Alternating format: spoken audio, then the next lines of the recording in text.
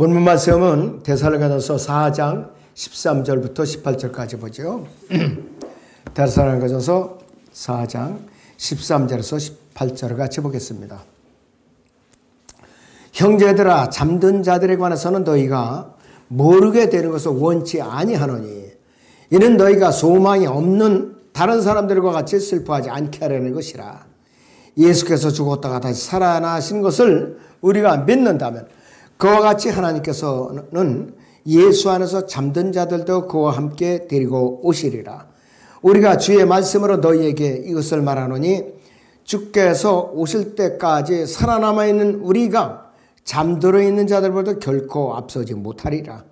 주께서 호령과 천사장의 음성과 하나님의 나팔소리와 함께 하늘로부터 친히 내려오시리니 그러면 그리스도 안에서 죽은 자들이 먼저 일어나고 그리고 나서 살아남아 있는 우리도 공중에서 주와 만나기 위하여 그들과 함께 구름 속으로 끌려 올라가리니 그리하여 우리가 영원히 주와 함께 있으리라. 그러므로 이러한 말로 서로 위로하라. 오전의 주제는 주 예수 그리스도의 부활에 대한 근거들입니다. 자, 그래서 오늘은 전국적으로 이제 부활주일로 모든 교회들이 부활과 관련된 이제 설교를 하고 있을 거예요. 어떤 교회들은 정성이 너무 지나친 나머지 예수님께서 계란에서 부활했다고 계란을 삶아서 돌리는 교회도 있고 색깔까지 입혀서 그렇게 갖고 돌리는 교회들도 있어요.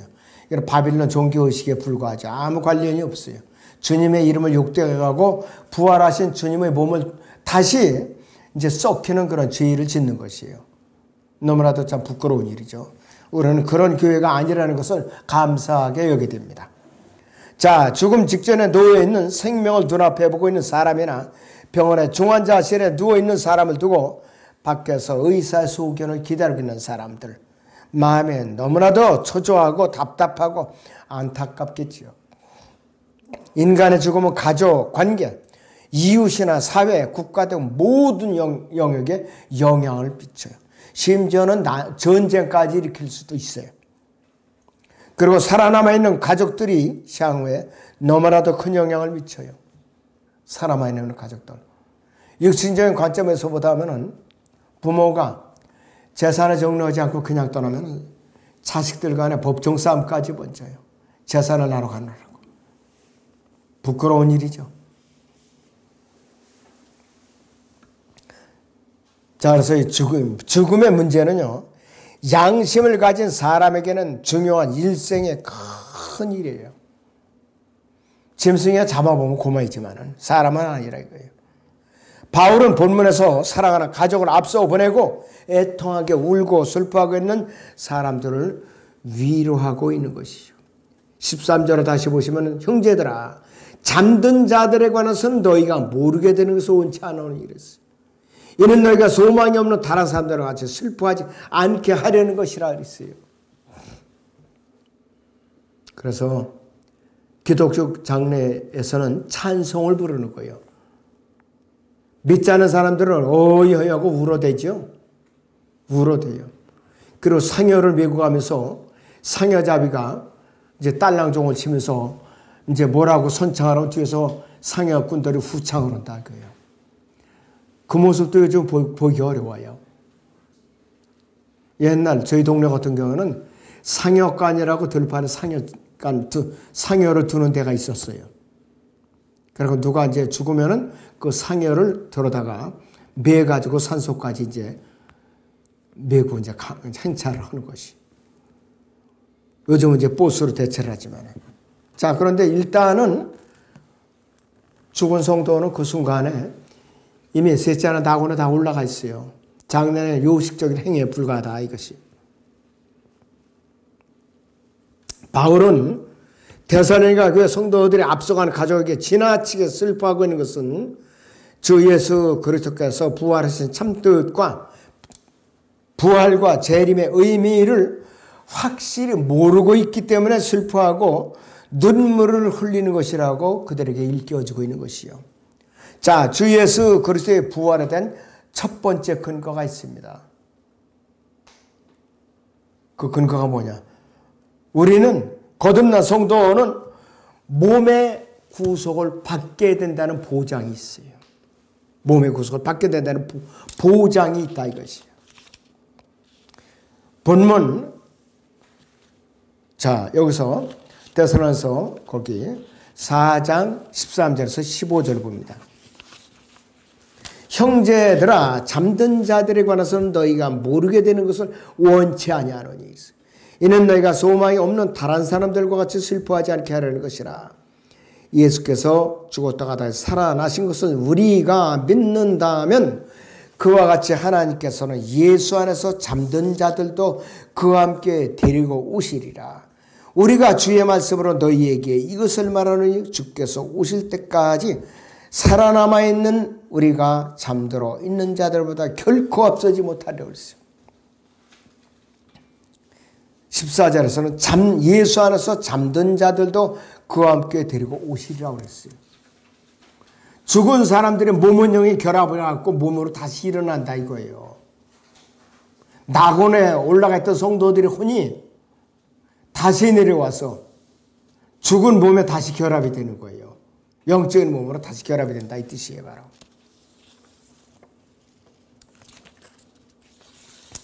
거듭난 성도로서 이 세상을 떠나서 파라다이스라고 그러죠. 낙원의 하늘 왕국이고, 자, 근데 이것이 디모데후서 4장 18절에서는 헤블리 킹덤이라고 그래요.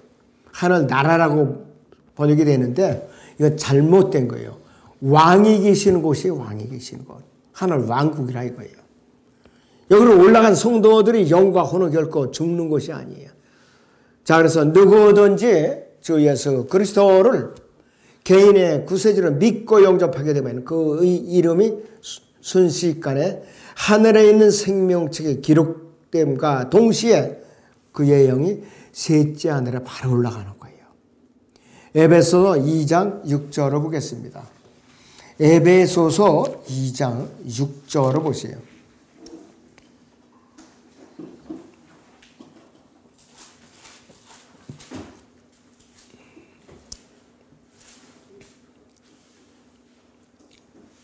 (4절부터 6절을) 같이 보겠습니다. 4절부터 6절. 그러나 자비가 풍성하신 하나님께서 우리를 사랑하신 그의 큰 사랑으로 인하여 죄들 가운데서 죽었던 우리를 그리스도와 함께 살리셨으니 너희가 은혜로 구원을 받은 것이니라. 또 함께 일으키사 그리스도 예수 안에서 천상에 함께 앉히셨으니 그랬어요. 우리 몸뚱아리가 올라간 거 아니에요. 영이 올라간 거예요.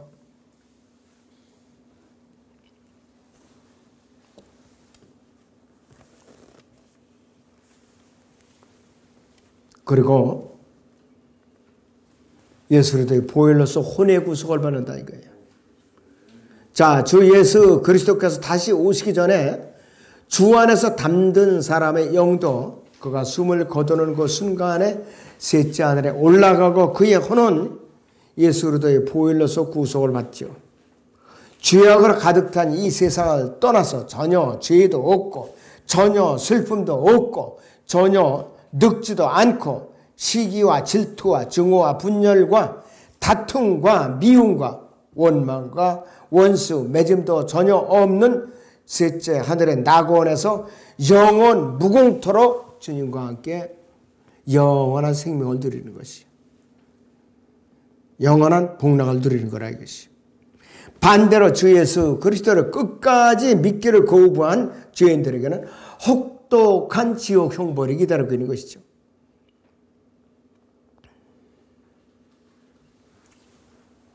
그래서 누가복음 거기 16장에 오타가 좀 났거든요. 16장 23절에서 25절 보니까 부자가 지옥에서 고통받는 중에 눈을 들어 저 멀리 아브라함을 보았더니 나사로가 그의 품에 있는지라. 그가 소리질러 말하기를 아버지 아브라함이여 저를 불쌍히 여기셔서 나사로를 보내시어 그가 자기 손가락 끝에 물을 적서 내 혀를 식히게 하소서 내가 이 불꽃 가운데서 고통을 받고 있나라고 하니 아브라함이 말하기를 아이야 너는 생전에 좋은 것을 받았고 나사로는 나쁜 것을 받았음을 기억하라. 그러나 이제 그는 위로를 받고 너는 고통을 받느니라 이거예요. 이 땅에 숨이 살아있을 동안에 잘해야 돼요. 구원을 받고 선을 베풀고 주님을 증거하고 말씀을 이제 전해야 되는 것이에요. 그래야 된다 이것이에요. 그래서 거듭난 성도의 몸은 휴거하기 직전에 주 예수 그리스도의 몸과 같이 영원히 썩지 않는 영적인 몸으로 구속을 받아요. 변화받는다 이거예요. 만약에 여러분들 우리 몸이 살과 뼈와 피가 있는 몸이 천천히 변화된다고 그래봐요. 여러분들 큰일 나요. 고통을 참을 수가 없어요. 우리가 감정적으로 느낄 사이도 없이 예수님과 같이 몸원형이 영적인 몸으로 변화되기 때문에 피를 쏟아놓게 되는 거예요. 여러분들 한 방울만 찔러도 되게 아프죠? 또 영적인 몸에는 뼈가 있어요. 자, 그런데 영적인 뼈로다 변화시킨다고 망치로다 두드려봐요. 무지무지하게 아플 거예요. 시간을 그냥 몇 시간씩 두고 다 죽어요. 못 견뎌요. 순식간에 변화되는 거예요. 멀쩡한 몸을 한 번 더 때려봐요. 죽는 소리 치고 난리 하시죠. 근데 예수님께서는 전능하시면 순식간에 눈 깜짝한 순간이 아니에요. 이 눈동자 깜짝한 순간이 엄청나게 빨라요. 이거하고는 비교가 안 돼요. 그렇게 빨리 변화시키는 거예요. 자, 주 예수 그리스도의 부활에 대한 두 번째 근거는 자, 주 예수 그리스도가 반드시 우리를 데리러 오신다고 약속을 하셨어요. 자, 데살로니가서 4장 16, 18절에 보시면은 주께서 호령과 천사장의 음성과 하나님의 나팔소리와 함께 하늘로부터 친히 내려오시리니 그러면 그리스도께서 죽은 자들이 먼저 일어나고 그리고 나서 살아남아있는 우리도 공중에서 주와 만나기 위해 그들과 함께 구름 속으로 끌려 올라가리니 그래야 우리가 영원히 주와 함께 있으리라. 그러므로 이러한 말로 서로 위로하라 그랬습니다. 자, 주 예수 그리스도께서는 성령으로 인침을 받은 그분의 사랑하는 신부인 믿는 성도들을 위해서 반드시 데리러 오시겠다고 약속을 하셨어요.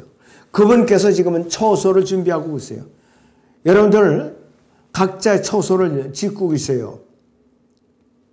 세상에는 썩는 재료가 아니에요. 시멘트, 콘크리트, 나무 같은 게 아니에요. 여러분들은 금은 보석으로 된 황금집이에요. 엄청나게 의리한 집이라 이것이에요. 바로 요한복음 14장을 보죠.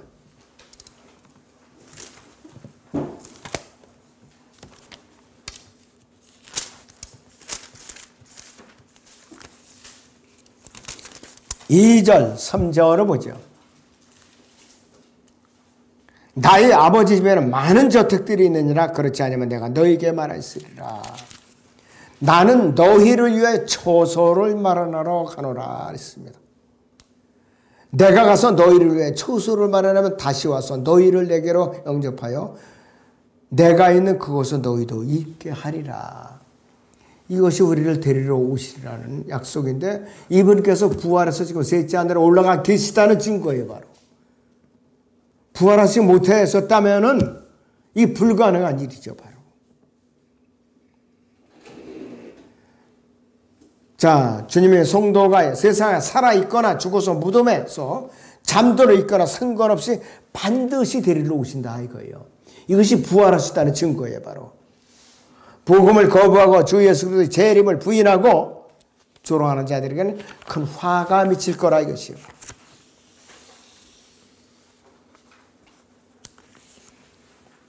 먼저 우리는 사도 바울이 데살로니가 교회 성도들에게 보낸 편지를 통해서 교훈을 얻어야 돼. 교훈을. 데살로니가 후서 1장 8절에서 9절을 보죠. 하나님을 알지 못하는 자들과 우리 주 예수 그리스도의 복음에 순종치 아니하는 자들을 불길 가운데서 벌하리니. 이런 자들은 주의 임재와 그의 능력의 영광으로부터 떠나 영원한 멸망의 형벌을 받게 되리라 그랬습니다. 1차적으로는 우리 그리스도인들에게 적용할 수 있고 길게는 환난 성도들에게도 적용할 수가 있어요.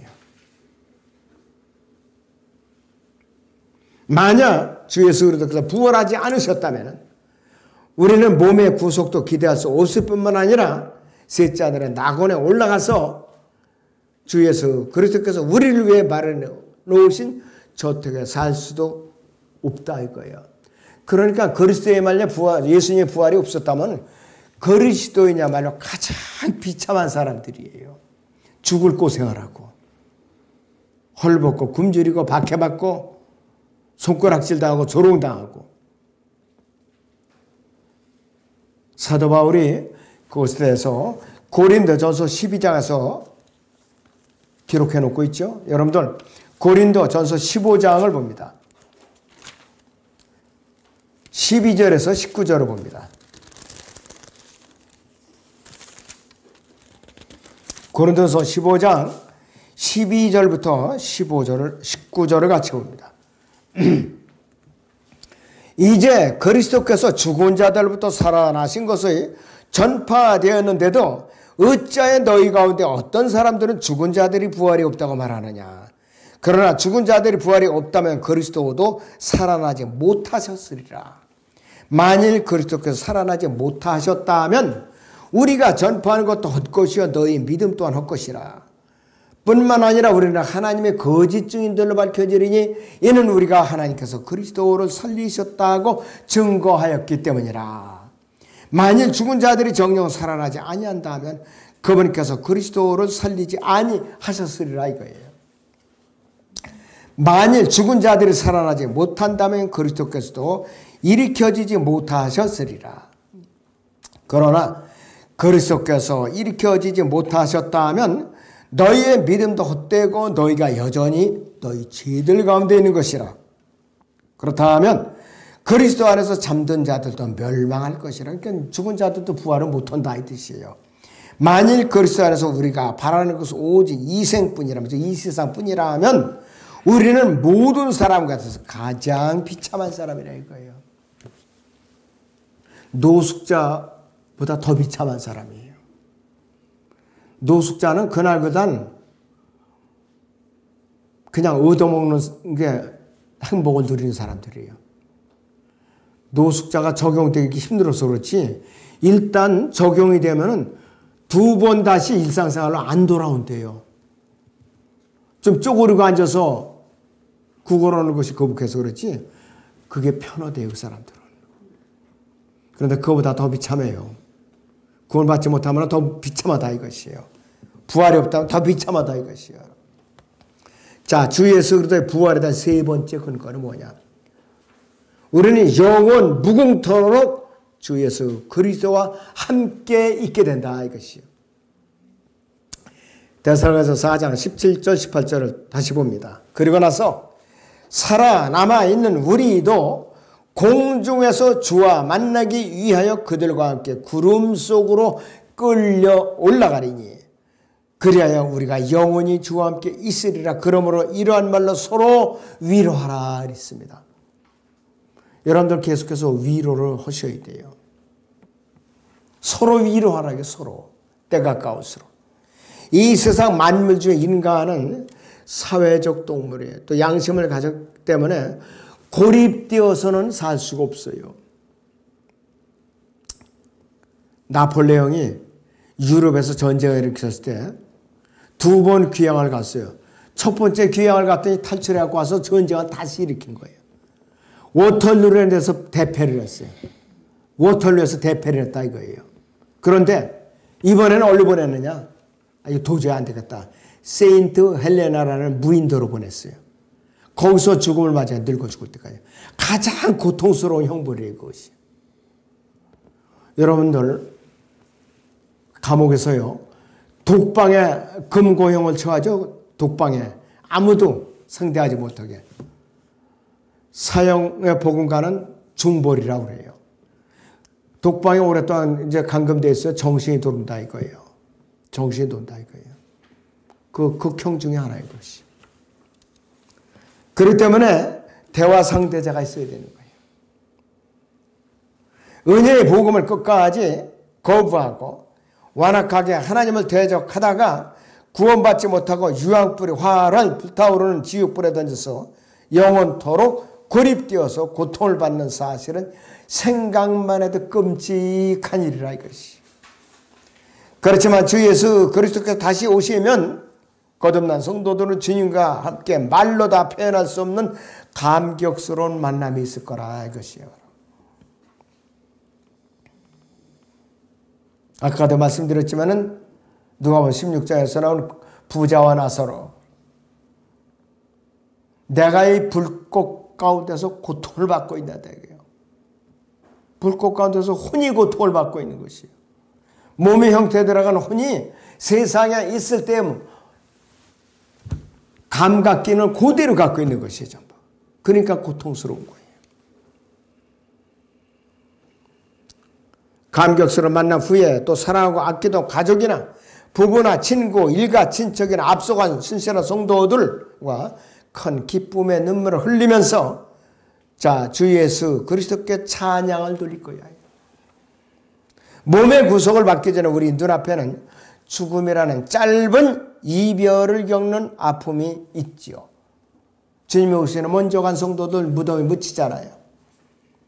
하지만 우리는 곧 주 예수 그리스도를 만나게 될 것이, 그리고 주 예수 그리스도와 함께 영원 무궁토록 함께 있을 것이기 때문에 우리는 늘 확신에 찬 믿음을 갖고 주 예수 그리스도의 다시 오심을 간절히 기다려야 돼요. 어떤 사람은 부인이 먼저 소천을 했어요. 남편인 담임 목사가 장례 집회하는 사람도 있어요. 어지간한 단단한 마음 가지고 힘들죠. 그러나 그런 분들이 있어요. 왜? 확신에 찬 소망을 갖고 있기 때문에 다른 사람의 설교를 빌지 않고 본인이 직접 장례를 집도하는 사람이 있더라 이거예요. 그래서 그랬어요. 참 믿음이 대단한 사람이다. 그러면서 찬양을 드려요. 성도들이 같이 찬양을 드리면서 오히려 성도들이 눈물을 흘려요. 아무튼 여러분들이 확신에 찬 몸의 구속의 소망을 갖고 주님의 재림을 기다리시기를 주님의 이름으로 축원합니다.